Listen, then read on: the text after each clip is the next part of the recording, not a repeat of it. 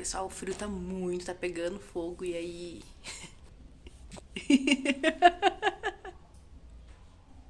Frio pegando fogo, nada a ver, corta. O frio tá tenso aqui no sudeste. Então eu pesquisei aqui uma forma de fazer uma lareira ecológica e hoje eu fui atrás.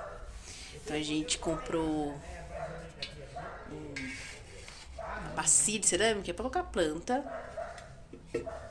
areia, tela, pedra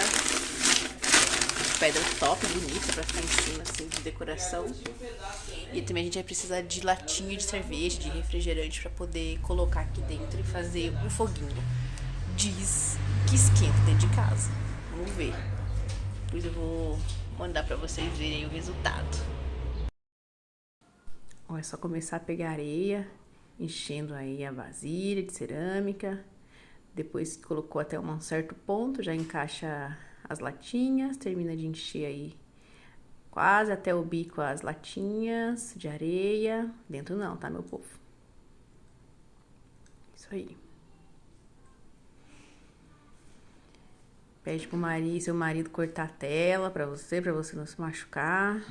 Molda a tela pra poder encaixar ela e ficar bem bacana aí dentro.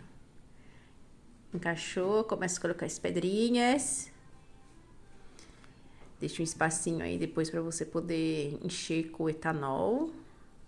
Mas deixa elas bem juntinhas, porque depois o calor vai... Uma na outra vai esquentando, ó.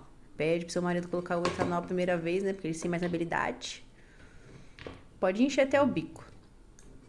Aí, ó, com fósforo, toma muito cuidado nessa hora. Joga lá dentro o foguinho e ele já acende na hora. Aí, ó, ajeita. E aqui ela já tava dentro. Esquentando minha mãozinha. Olha, dentro de casa. Minha lareira ecológica na minha sala.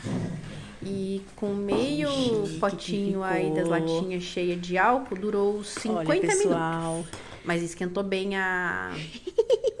Só pra vocês verem o fogo, tá tudo desligado.